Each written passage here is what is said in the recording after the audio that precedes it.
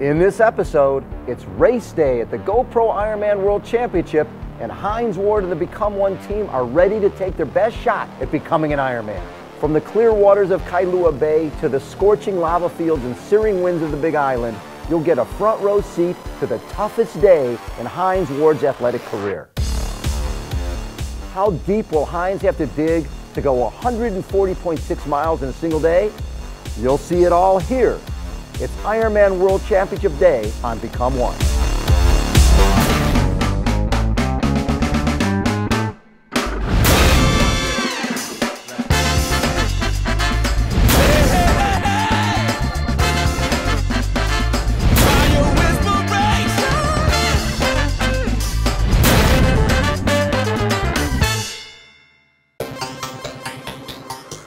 It's race morning in Kailua, Kona, Hawaii. Hines Ward, MVP football star and dancing champion, is ready to take on his biggest challenge to date, the Ironman World Championship. For 9 months, Hines has subjected himself to a serious program of training, racing, and recovery to get him prepared for this one day. He has followed to a T everything his coach and 8-time Ironman World Champion, Paul Newby Frazier, has asked him to do. It's been every day for a year that we've been talking to each other and going through the process, just even getting him to the point where he understood he had to train every day, and that took a few months. The result has been the transformation of Hines, the football player, to a lean and mean endurance machine. He has lost over 30 pounds and in the process made the shift to a multi-sport athlete. I went into it naive, thinking, well, let me try it out. That's nothing. What's a 2.4 mile swim? A bike. I mean, I can bike 112. I can just coast, And then, the marathon part I wasn't really fond about, but definitely understanding the whole refueling process, the recovery aspect of it. That's what it's all about.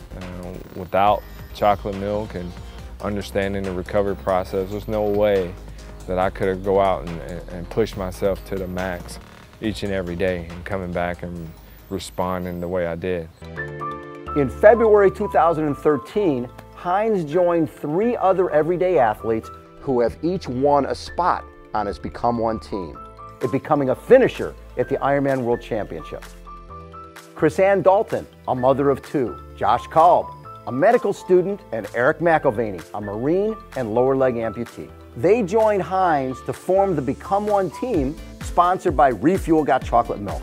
Little did they know that the goal they took on together would turn into an inspirational journey that would change them forever. We took on this journey together. I met 3 fabulous new friends in my life, and I'm honored to go along this journey and compete in Kona with them. It's 15 minutes until the race start for what will likely be over a 12-hour race day for Hines. His goal is to swim, bike, and run 140.6 miles in less than 17 hours in order to cross the finish line on the biggest stage in endurance sports. It's time for Hines to test his limits, to see if he has what it takes.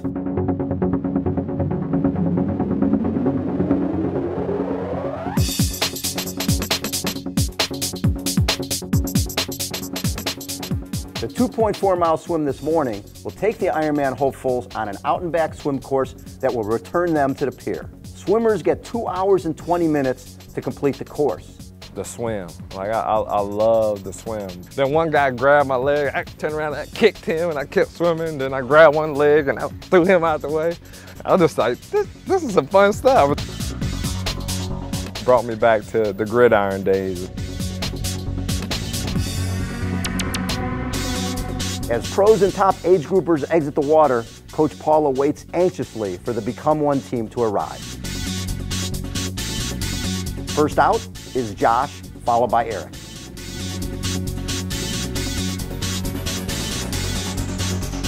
Hines exits in 1:20.01 and heads in the transition. Hines came out 10, 11 minutes ahead of what I had predicted. Wow. All signs are leading to an MVP day at the Ironman. As Hines heads off on the bike, Chris-Ann finishes her swim. The bike course starts out with a few miles around town before heading out onto the Queen Kahamanu Highway, known as the Queen K.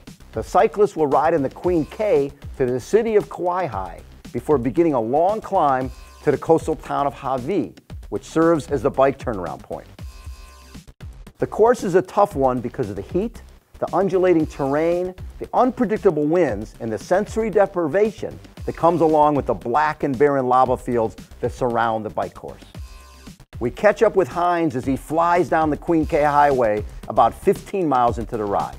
Come down the hill and like rolling. And there was one guy that had my jersey on the whole time. He went every 10 miles, pulled over to the side, kept encouraging me. He was awesome. I had a Steeler section at every corner of the race. I remember up in Hawaii, there was a little football team that wore black and yellow up there. And they're cheering me on, like, keep it up, Hines. I mean, it was great. By mile 70, conditions have changed for the worse. The winds are gusting 15 to 20 miles an hour. The temperature is now in the mid-90s, and Hines is beginning to suffer. Straight headwind hit me in the face, and it was a grind. My quads started cramping. It was just grueling. To deal with the cramps, Hines gets out of the saddle to stretch out his legs and takes in extra fluid and salt tablets. He still has 40 miles left to ride. As Hines makes his way back to Konatown, the first professional male triathlete, Frederik van Lierde from Belgium, crosses the line in 8:12:29. Just outside of the transition area, Lindsay, Hines' fiancée, waits to cheer him on as he completes the ride. Hines hits the dismount line in 6:21:12 and has successfully completed the 112-mile bike portion of the Ironman. Transition from the bike to the run. I remember taking off and, oh Lord, I don't know how I'm gonna do a marathon. I saw Lindsay to the side, I gave her a pound and to kind of motivate me. Hines looks strong and determined to take on the 26.2-mile run course. He has never run that far before in his life. The marathon course takes the runners out and back on a Ali'i Drive before a long climb up Palani Hill. Then they run 5 miles or so on the Queen K Highway before turning left into the Natural Energy Lab. When they emerge from the Natural Energy Lab, they will have approximately 6.2 miles left to run. When we see Hines at mile 7, he's clicking along at a 9-minute per mile pace. As he heads past mile 10 in the climb up Palani Hill, he hears that the women's winner is his Refuel Got Chocolate Milk teammate, Mirinda Carfrae from Australia. On the long stretch along the Queen K Highway, we first catch up to Eric at mile 15 as he heads out to the Natural Energy Lab. We also spot Josh on the Queen K Highway at mile 21. With less than 5 miles left in his race, Josh is looking and feeling strong. Put the milk on ice, I'll be there in an hour. At mile 12, the fatigue of the long day is finally hitting Hines. He's walking through the aid stations, which is part of the plan. It's much more important to get the nutrition and calories he needs than to be in a hurry at this point of the race. But I had hammered it so hard through the headwinds and crosswind, it took it out of my leg. He starts to run again, but only for short distances. It's getting dark and the temperature is dropping. Hines is doing everything he can to keep moving forward. The Ironman World Championship finish line is the holy grail of the sport, the most important finish line in triathlon. When Ironman Hall of Fame announcer Mike Riley proclaims those 4 words, you know you've just done something very special. The excitement grows for Team Become One to reach the finish. The first to finish is medical student Josh Kalb in 10:42:45. Josh's family is there to greet him.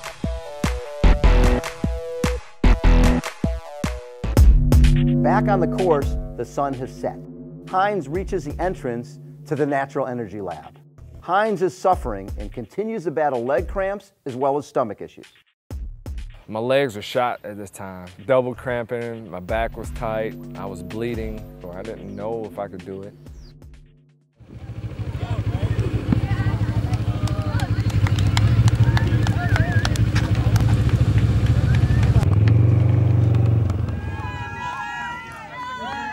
As he turns onto the Queen K Highway, he has about 6.2 miles to go, and he now has a fellow competitor to run with. And then when I got out the energy lab, that was the most grueling 6.5 miles ever, because that was the most I've ever run. I found a guy named David who was running beside me, pushed me, kept going. I started cramping up in both hamstrings.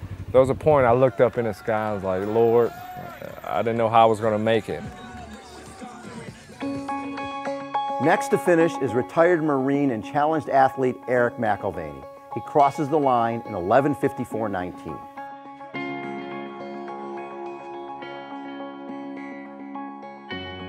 Hines reaches that final stretch on Elite Drive, and he knows now that after a little over 13 hours of continuous exercise, the end is in sight. I can see the lights, I can hear the crowd, and just running through that, and the fans cheering you on, and the finish line couldn't come faster.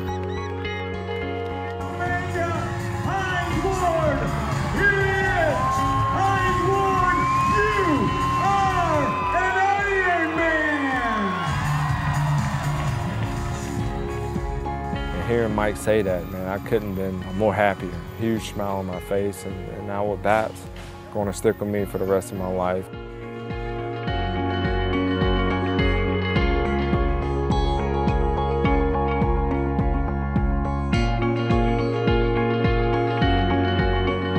I just said to him, I go, I hope you understand what you have accomplished here today. It's definitely been life-changing. I'm going to have the great memories of that feeling. Not too many people can say they're an Ironman. I'm going to always cherish this experience for the rest of my life. After Hines finishes, there's still one more Become One teammate on the course. Chris Ann, the mother of two, has also met another competitor to share the road with. Chris Ann reaches the finish line in 14 hours, 9 minutes, and 45 seconds, and sees her proud family waiting for her. The Become One team is reunited at the finish line. The long journey is now complete. To do 140.6 miles, that's challenging to anyone. There was a lot of soul searching that I found out a lot about myself. You know, it's a once-in-a-lifetime opportunity, and I think we made the most of it. I think I'm gonna take this with me the rest of my life. If you have a goal that you want to achieve, you can totally achieve that. When I look back on the race, I think when it was hard and I was able to kind of dig down deep, it brings a sense of pride to me. At that point, like I felt no pain. You know, I felt like an Ironman. You can do anything you put your mind to. Stay-at-home moms are powerful creatures that can multitask, and guess what? That's what you need to be able to do in triathlon. There's nothing better than pushing yourself. The best journey is with people and your teammates. At the end of the day, they have proven to themselves and everyone around them that anything is indeed possible. They are now all members of a very prestigious club.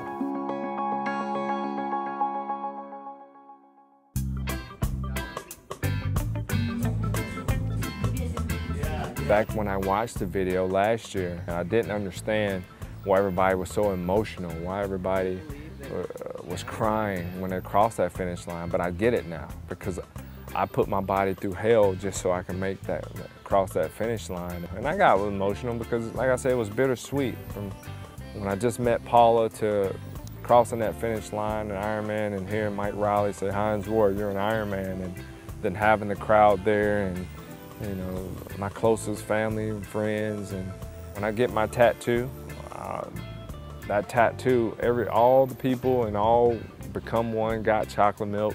That's what brings me back to that tattoo, and that's really when I want to get it because I'll always cherish this for the rest of my life.